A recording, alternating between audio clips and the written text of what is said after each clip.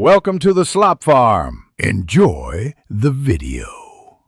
You start by focusing on the track and regions you want to copy.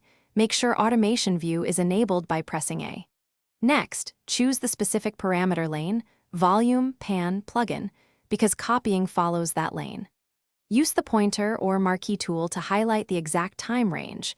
This ensures you don't copy extra clips. Once highlighted, confirm the read/write modes and that the target track is visible, since these settings affect how automation pastes and plays back. With the source automation selected, press CMD+C to copy.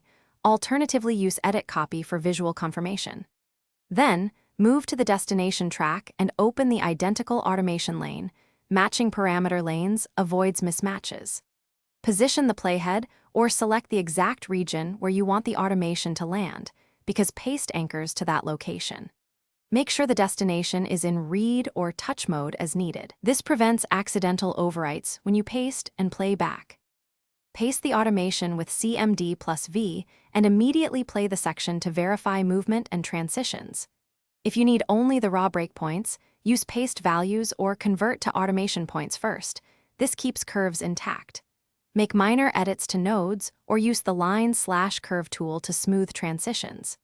If things look wrong, check that the lane names match, automation mode isn't overriding, and snap/grid isn't shifting timing. These three are the usual causes of paste. Thanks for watching. Consider subscribing if we helped you today.